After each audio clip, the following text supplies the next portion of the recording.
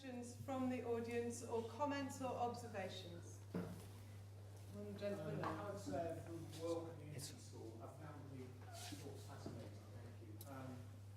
One of your local colleagues, Julian, I don't know how you saw the editorial in the Daily Telegraph by a local headmaster suggesting that he'd improved his statistics in his school rapidly by bringing in, I don't know, a local gardener to do his teaching. And local people who could help out in the classroom. The results have gone sky high. It's also a little bit of, let's get the troops in, they can sort everything out. What's your views about this? It's a very current, prevalent view, and it was put forward very strongly as a way forward in the Telegraph this Saturday. Did anyone else see that?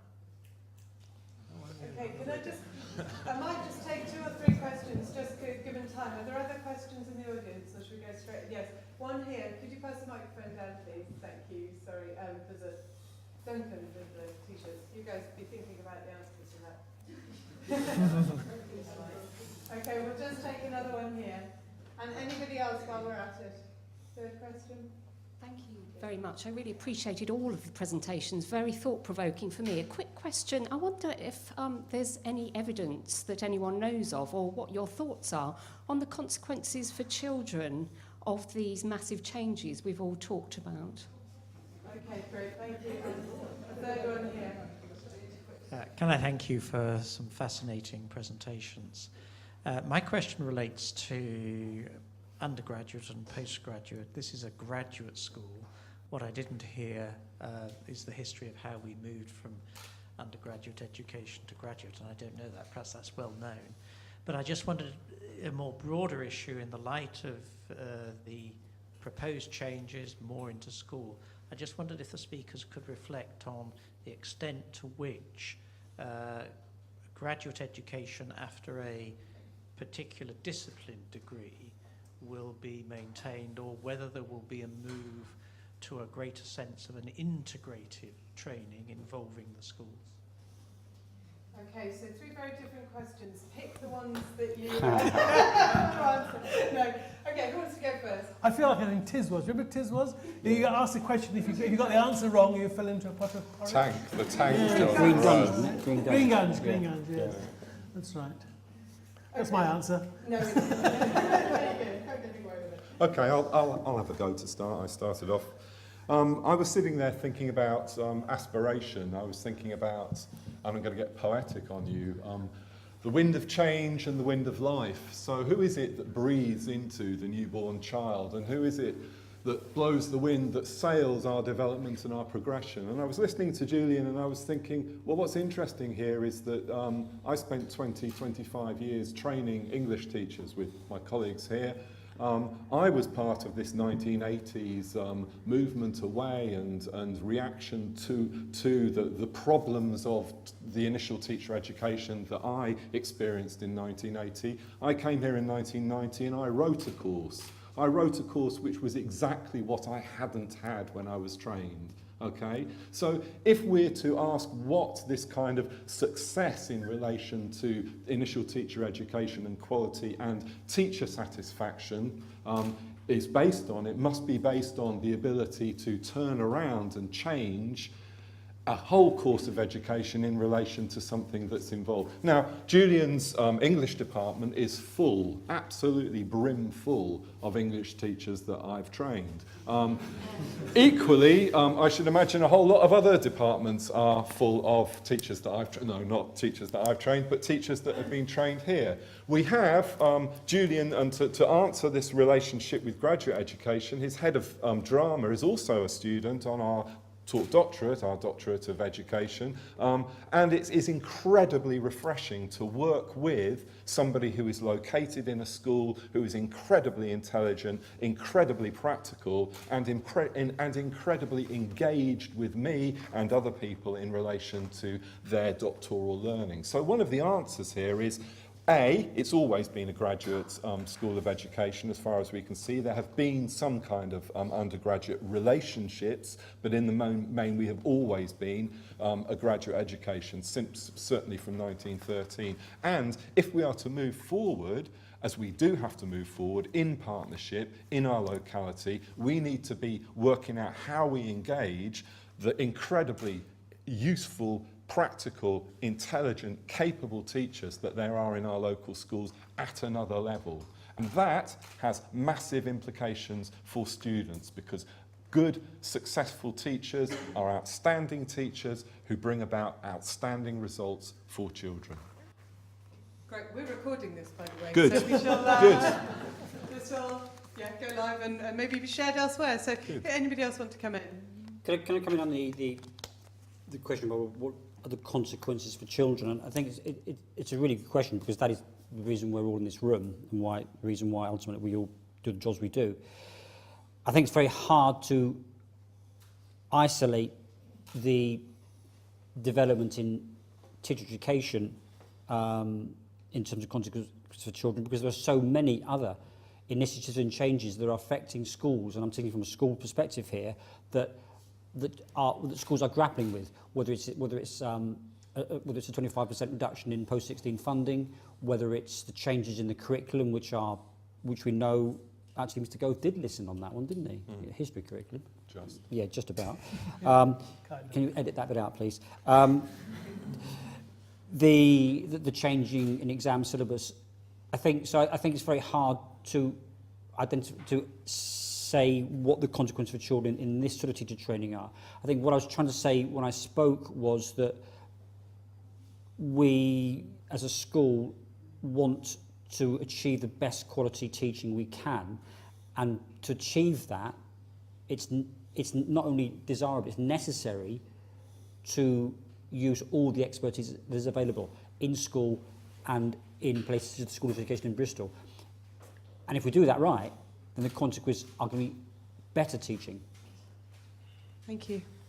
John? Yeah, I've got a number of different points, really. I think the business about... I didn't see the article in the Telegraph of the weekend, but I think they are a kind of a deflection from the main issues that we're grappling with in education at the moment. I mean, they're kind of populist things, so I think the Troops for Teachers thing... I did write an article to the Observer about that, a letter, but it didn't get in, because my dad was an emergency trained teacher after the war, and he was being offered rather better professional and personal education than is currently on offer under the Troops for Teachers scheme, but that's a different matter. I'll tell you about that letter another time. It never got in, but never mind. It was a very good letter, actually, because it was because it was so personal to me, it's so personal to me. But anyway, the thing that I wanted to say, actually, it was really in relation to Julian, not in relation to any of your questions, but I think it does touch on them. I think that there is a huge amount of further work that we can do. And I thought the message that you gave, Julian, was just brilliant. And it's about a vision about how universities need to break down those boundaries that I was saying, to be less hard-edged. My real concern, though, with School Direct, not schools, sorry, that's the curtains. The School Direct is that the sums simply don't add up. That's the point.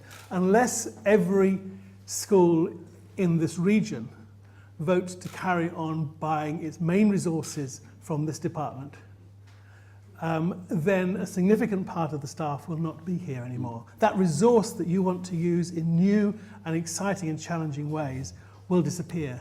And the department will have to reform itself, and it's a very lively and interesting and very well-placed school of education to work in a whole range of different sorts of new ways. But it will not be replacing, I suspect, or not. Many universities will not find themselves in a financial position to reinvest in subject pedagogy, which has actually been the core of what this place is about, and contributed absolutely critically to the development of the school system. And that's what worries me, and not the good story that you tell, which I just think is phenomenal, but it's actually the possible consequences, the financial destability. There is another question in the audience. Ros, up the back. I'm interested that you raised the issue of subject pedagogy, because I think in the history of teacher education in this country, there's been a separation between the schools of education and subject departments. Yes. in the universities, and that's not necessarily the same. I know it's not the same in, for example, France, where they stay together. Or in Finland.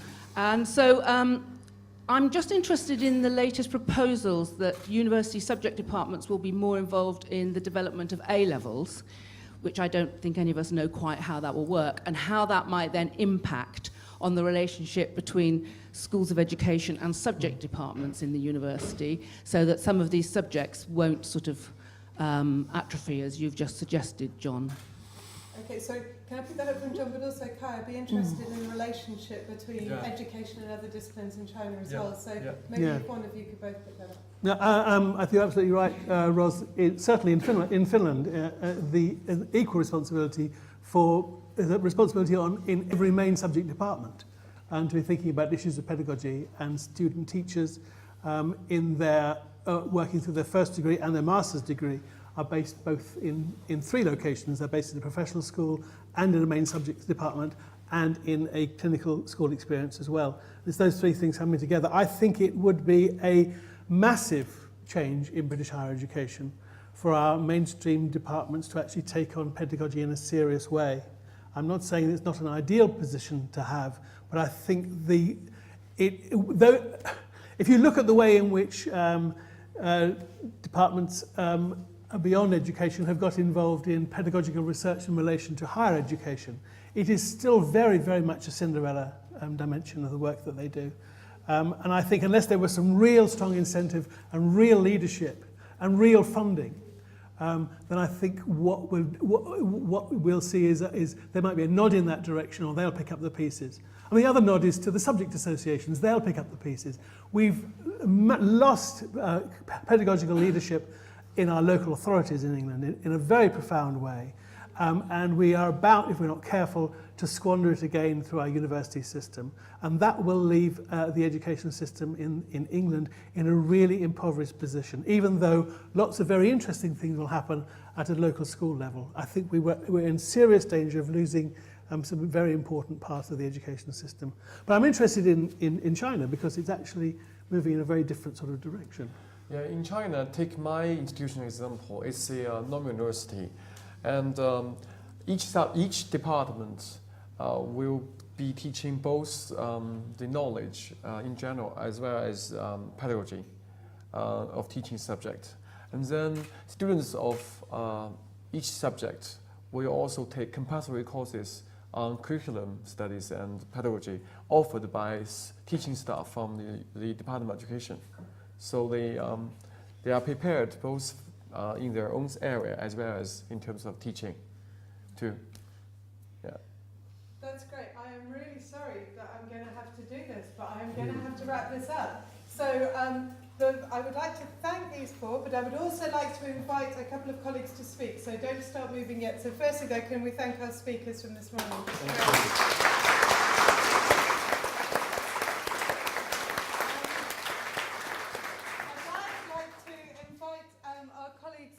Alf Coles and Lorna Smith to come and talk about a way in which hopefully we can carry on the conversation that we've started here throughout the rest of the day. So come and say your bit. Have a microphone. I'm not sure I want that. Do you want to stand back there? Then you can put it on the... Good morning, everybody. We're billed as a provocation, so this is going to be quite brief. My background locally certainly is having worked for 13 years in a school in the east of Bristol. I joined the university in 2010 and partly work in ITT in the PGCE course. My links with the university, though, began in 1996 when I began a master's studies here. And the door that you'll go through, or probably went through to get coffee, was always a sort of rather magical door for me. It was a transition between the sort of hectic world of school and then entering this space where somehow I was able to reflect and think about my own teaching in a different way. So the door became very significant for me, and when this celebration, the Centenary celebration, was sort of mooted in the department, I got quite interested in the fact this was a Helen Wodehouse building and I knew nothing about her. We've heard quite a lot of her history. I also spent an enjoyable few days looking at some of the archive about her work. And I've just got a few quotations, really, from some of the things that she talked about, which you'll find in postcards in the packs that you've got. She was a philosopher of education, and John's categorisation of how education was delivered actually made sense of that label a bit more to me now. A quite amazing statistic as well, in 1964, when she died, she was still the only woman chair of the University of Bristol to have held a chair. So in a memorial pamphlet about her, here was a quotation from one of her students. "Teaching," she told us, "is not so much handing on the torch of knowledge as fumbling with a box of matches, trying to strike one so that your pupils can find the electric light switch for themselves." The kind of laughter of that says to me there's some insight, some insight into what we're doing in that, which I'll just leave to you as something for the day. She wrote as a philosopher about the purpose of education and how hard it is to keep in mind what we feel the purpose of education is. Here's a quote from one of her books, A Survey of Education. "At first, the need of keeping things going somehow may be too confusing and overwhelming to allow of new thought. Afterwards, he," it was written in 1924, "he is preoccupied with the pressing matters of each day. He defers to another time the question of what education in general should be for. Finally, he reaches the assurance of the elderly man that what he has always known must be the best." So a second theme I'd suggest for the day is this idea of what should education in general be for. One of the things that I found very interesting in Wodehouse's writing is her linking between the history, the broad sweeps of education, to the classroom. And I think that was present in John's talk, quoting from Zen and the Art of Motorcycle Maintenance, that a university exists only in the practices and practices and actions of lecturers and professionals. Also in Julian's talk, that he was linking his outstanding grade in the school, the thing he mentioned was the outstanding teaching. So Wodehouse says, there is no automatic safeguard. No subject and no curriculum can dispense with the teacher's periodic effort of heart and mind, or with his sensitiveness to growing possibilities and changing needs. The central problem of organisation is to safeguard and promote such high diligence and such awareness, and to help them to their full effort. For me, this links also to what John was talking about, the contestability of knowledge, and that seems such a key idea about what we might be about as a university. Wodehouse goes on, "For each of us, a chief work of study is to push back the walls of our world and to show us how much of it is hidden in twilight. When in some department of our life we cease to study, that department stays or becomes small and set and clear. By middle age," I'm looking around the audience, most of the universe is far too clear to most of us." That seems to me to speak to the contestability of knowledge. Finally, John also mentioned, which I loved, the idea of normal having a moral component. And Wodehouse, in her writing as a philosopher, touches on spiritual and I think psychoanalytic themes. So far, educational history, like religious, is not a journey, but a continual re-inspiration. And again, that links to me between the broad sweeps of history, the history of philosophy, and what's going on in individual classrooms. And we hope that'll be another strand for you throughout the day, and there'll be opportunities, which we hope you'll engage in, to actually do some writing linked to that theme, which is what Lorna is going to talk about. Yes, that's where I come in. The idea of education as continual re-inspiration very much resonated with us. And I'd also like to suggest, as I'm the course leader for the PGCE in English, so you'd expect me to be saying this perhaps, that poetry could also be seen as such, as continual re-inspiration. We learn through poetry, and we use poetry to share our learning. And so today we're going to be inviting you to express your ideas through poetry. We're going to invite you to reflect on Helen Wodehouse's ideas. Alpha's already read to you some of the lovely imagery that she uses. I love the idea of learning being turning on the electric light. Using matches to help students turn on the electric lights rather. We'd like you to reflect on poetry that has been an inspiration for you, possibly poetry that you learnt by heart when you were a child and has stayed with you. You can remember lines now. We're going to invite you during your coffee. You're probably desperate for a coffee break, so it's just a couple of minutes more during your coffee break in the foyer. We're going to invite you to unleash the graffiti artist in you. We've got pens. You can write on the windows. You can write on the glass. Please write on our banners, and we're going to make a washing line. There are post-it notes that you can paste around.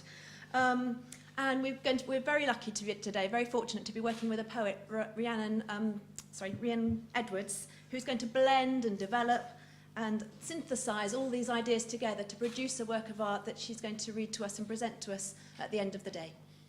Thank you.